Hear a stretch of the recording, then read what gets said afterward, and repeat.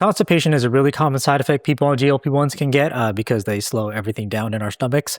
I dealt with it when I first started, but I was able to get rid of it pretty quickly. So in this video, I'll go over different ways I deal with constipation, how I stay regular and consistent with going number 2, and a bunch more stuff. And hopefully by the end, you'll know how to deal with being backed up and it's no longer a problem. I'm Nico, nutrition coach microdosing tirzepatide to help control my binge eating and to lose some vanity weight. Quick warning before we start, there will be poop and urine talk in this video. This should be obvious since we're talking about constipation, but I know some people can feel uncomfortable hearing this stuff. I don't mind talking about it because I grew up in a medical family, so I'm kind of desensitized to bodily function related things. But yeah, so constipation for me was both a fiber and a hydration issue. More so fiber, but I'll go over both. One thing I did notice is that even though it hasn't been much of a problem for me in general, if I didn't keep up with my fiber intake and I wasn't staying hydrated, I would immediately feel signs of constipation coming back. So it's definitely something I had to maintain. Okay, there are 2 types of fiber, insoluble and soluble. Insoluble fiber helps speed up digestion and soluble fiber softens poop, which means it's easier to pass and push out. Now, I honestly don't bother trying to get a specific type of fiber in my own diet since everything comes out nice and smooth, but if it wasn't, then I would care more. What I actually care about is where I get my fiber. This is the more important topic to cover because of how fiber can affect appetite while on a GLP-1, because if I don't eat enough in general, regardless of type, then I'll just be constipated. So the issue with getting fiber from food like fruits and vegetables is that they're typically high volume foods, meaning they're full of water. And eating both high fiber, high volume foods keeps me full for longer, which is great for when I'm hungry before shot day, but not so good for when hunger is low. The reason why this is an issue is because if I'm too full, it means I'll have a harder time eating enough calories from other foods, which can lead me to feeling low on energy and lose weight too fast. Like I would be too stuffed and uncomfortable and I would basically have to force feed myself, which is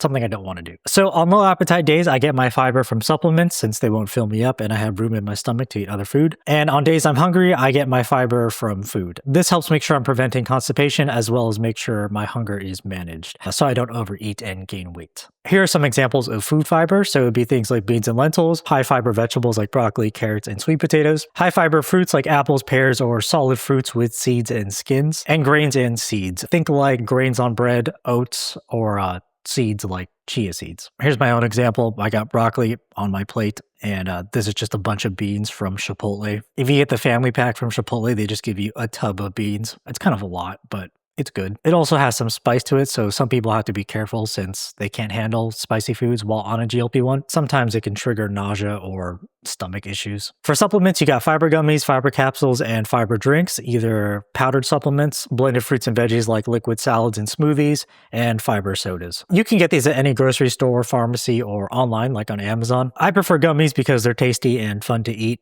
and because I have the taste buds of a child. Okay, how much fiber do we need? I don't track my fiber, I track my poop. My goal is to get everything out quickly and smoothly. There's something called the Bristol stool chart. I'm not gonna show it because I don't know how YouTube would feel about that.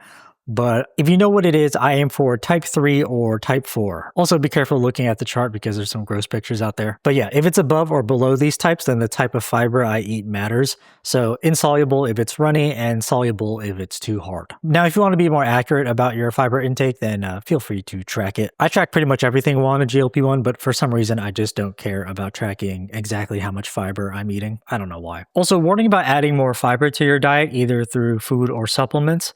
It can take some getting used to. Everyone I know who started eating more fiber had an adjustment period, me included. Like my stomach was all rumbly and grumbly and stool consistency was a bit different. It took like a week or 2 for my stomach and stools to get back to normal. So yeah, just a warning. Okay, next is hydration. This is important because it also affects constipation, and I noticed being on a GLP-1 that not only was my hunger reduced, but also my thirst. So sometimes I can have a hard time staying hydrated. Being hydrated mostly helped make my stools easier to pass or push out. I just made a video about this topic, but I'll cover the parts related to constipation. First, I make sure the color of my urine is clear or pale yellow like lemonade. This usually means I'm hydrated. If it's darker like apple juice, then I need to hydrate more. And that's all I do to tell if I'm hydrated. On low appetite days, drinking only water to fill up my stomach can get me too full, like how I would feel when I eat too many vegetables with fiber. So instead, I have liquid calories. Typically protein drinks and sugary drinks like soda or this mango fruit smoothie. This helps me stay hydrated as well as get the calories I need to not be low on energy and lose weight too fast. Okay, how often should we poop?